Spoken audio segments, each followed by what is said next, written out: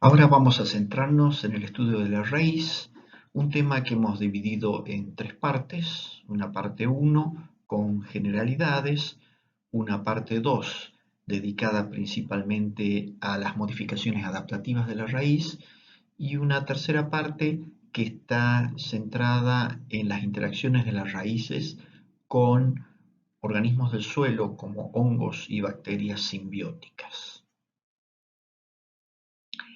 La clase que viene vamos a hablar de las hojas y ahí vamos a hacer hincapié en que podríamos describir al mundo como una cosa verde, ¿no? Podemos decir que el mundo es verde.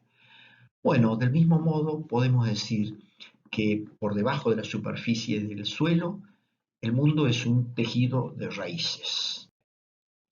Este tejido está formado por un entramado de raíces y una zona que rodea a esas raíces denominada rizósfera. La rizósfera es una zona eh, colonizada por microorganismos, hongos y bacterias que están en una interacción muy fuerte, muy dinámica con las raíces. Las funciones de la raíz son, primero y principal, la absorción de agua y sales. Y a continuación, el transporte de agua y sales a la parte aérea. Las raíces bombean agua hacia la parte aérea. Por otra parte, las raíces realizan la fijación de la planta al suelo, que es una característica general de la inmensa mayoría de las plantas, estar fijas en un determinado punto a través de las raíces. Por otro lado, las raíces tienen una competencia con otras raíces y con algunos organismos del suelo. Parte de esta interacción también es positiva y se da entonces una simbiosis con microorganismos del suelo, ya sea bacterias y hongos específicos. Por último, existe una acción reguladora de las raíces sobre la parte aérea. Las raíces emiten señales en función de la condición hídrica del suelo y esas señales le permiten a la parte aérea reaccionar en consecuencia. Ya vamos a ver eso más adelante.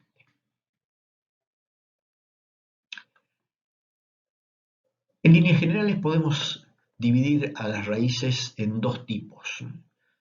Raíces llamadas antiguamente en cabellera y las raíces llamadas entre comillas típicas o pivotantes. Ahora se prefiere llamarlas a unas homorriza, un sistema homorrizo, y al otro sistema alorrizo. El homorrizo es un sistema donde todas las raíces tienen más o menos las mismas dimensiones, el mismo tamaño, mientras que en alorriza existe una raíz principal de la cual se desprenden raíces secundarias.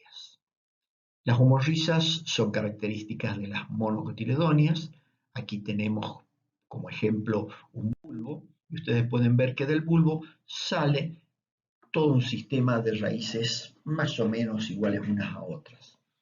Mientras que en las dicotiledóneas predominan los sistemas alorrizos y aquí tenemos esta plantita que es un trébol y que tiene una raíz claramente dominante.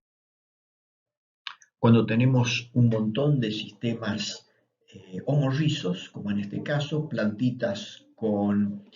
eh, plantitas con sistemas homorrizos, o sea, de raíces más o menos iguales, se forma esta densa cabellera, este denso tejido que, digamos, le da estructuración a todo el suelo.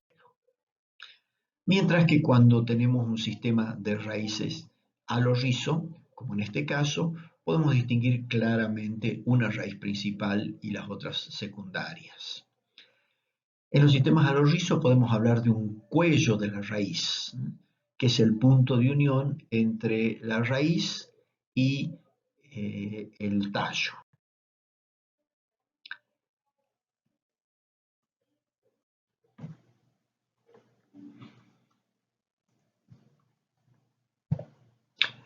Aquí podemos ver el cuello en este árbol y podemos ver todo el sistema de ramificaciones, que en este caso no hay una sola raíz principal, sino una serie de raíces importantes de primer nivel y una serie de raíces secundarias.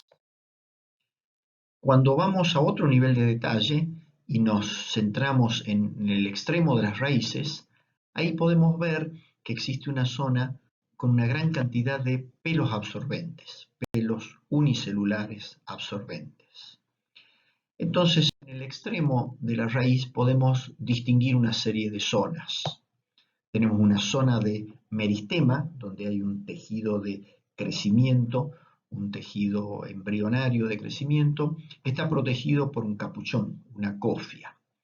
Luego viene una zona de alargamiento, donde las células se estiran. En la zona de meristemáticas las células se dividían, aquí se estiran. Y a continuación viene una zona de absorción y maduración. Por último tenemos una zona suberificada y con ramificaciones laterales. En la zona del extremo, en la zona de la cofia, existen una serie de células que poseen granos de almidón. Estos granos de almidón o amiloplastos tienen la capacidad de moverse en función de la posición de la célula y entonces sirven para detectar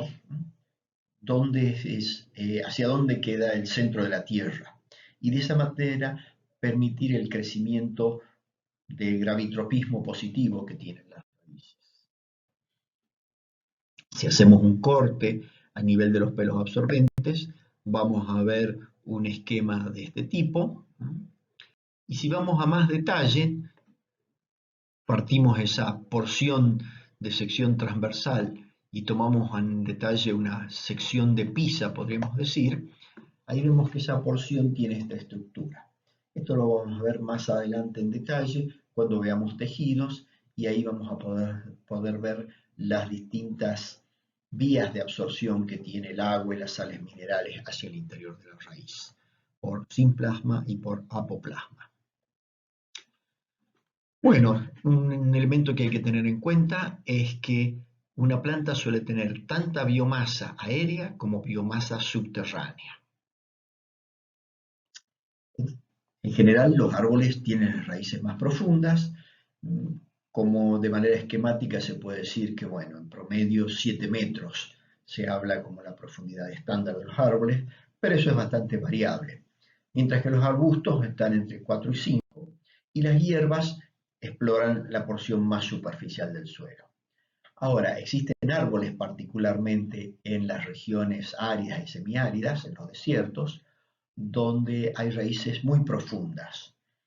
El ejemplo más notable que se conoce es este arbolito que se llama Boscia albitrunca, una especie emparentada con arbustos de nuestro Chaco americano, como las llamadas sacha sandía, sacha limón, sacha poroto.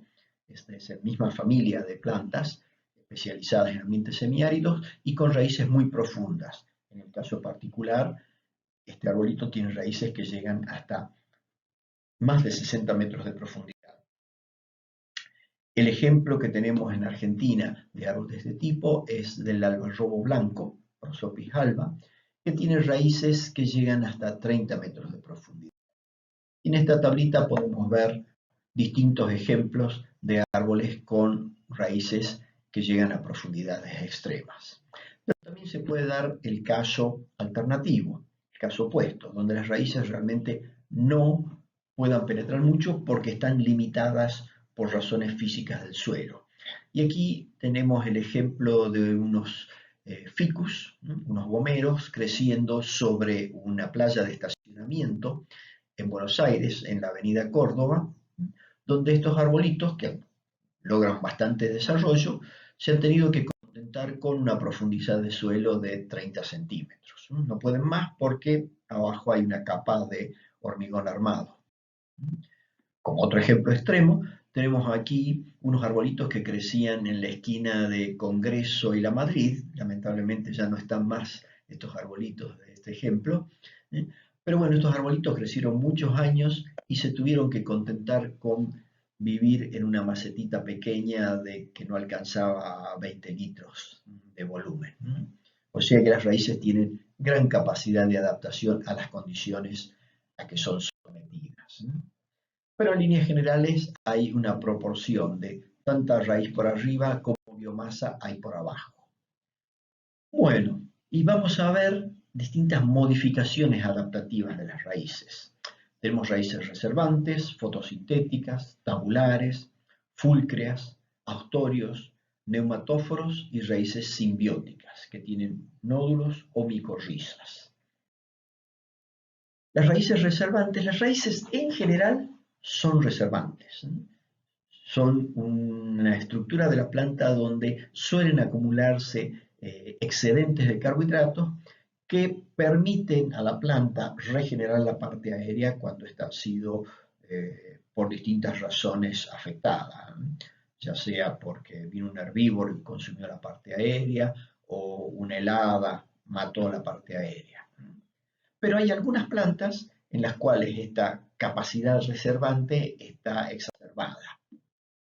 Y aquí tenemos el ejemplo del soldaque, que es una pequeña hierba que crece en la puna de Jujuy, de Salta, también en alta montaña en Tucumán. Y ustedes pueden ver este campito.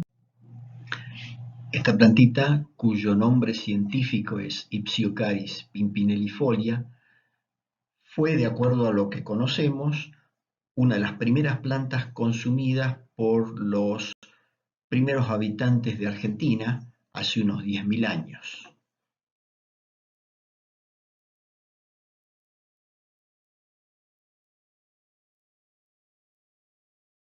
Consumido. Aquí pueden ver algunas plantas que han sido extraídas del suelo para hacer un estudio. Otro ejemplo de estas raíces muy notables reservantes es el de la maca, Lepidium melleni, que es una raíz reservante y también contracta, se contrae. Uno puede ver unas estrías en el sentido transversal y eso es porque la raíz se va encogiendo, va engrosándose pero encogiéndose, reduciendo su longitud y ese encogimiento causa que la parte aérea se mantenga siempre pegada al suelo. Esto es una ventaja en ambientes donde las condiciones exteriores, como por ejemplo las bajas temperaturas o el pastoreo, son muy importantes. Una forma cultivada de esa maca, de la cual les hablaba hace un momento, es la maca doméstica. Esta es una especie que ha sido, una variedad que ha sido domesticada por los indígenas del altiplano de Bolivia y Perú y es consumida ya sea como un alimento o como un remedio energético. Ahí pueden ver la forma silvestre y la forma domesticada, muy diferentes por cierto. Bueno, si ustedes googlean maca van a ver distintos productos que se pueden consumir, que se pueden comprar, ya sea en el exterior, pero también aquí en Argentina. Otro ejemplo de raíz reservante es la de la jipa, Pachyrhizos ajipa, que es un poroto, pero que produce raíces comestibles que se pueden pelar como una banana, uno puede sacar la corteza fácilmente y comer cruda, un poco como uno comería una manzana, más que otro tipo de raíz reservante. Ahí tienen un ejemplo de una raíz pelada, lista para ser consumida. Y por último tenemos el ejemplo más común de batata. Aquí tenemos una batatita silvestre de Tafí del Valle, una especie silvestre, que si uno la cocina, la puede consumir. Y aquí tenemos la batata, la raíz reservante con la cual seguramente todos nosotros estamos más familiarizados. Esta es Hipomea batatas, la batata cultivada, una especie del género Hipomoea, nativa de Sudamérica, que ha sido domesticada y se ha distribuido como un alimento muy importante en todo el mundo.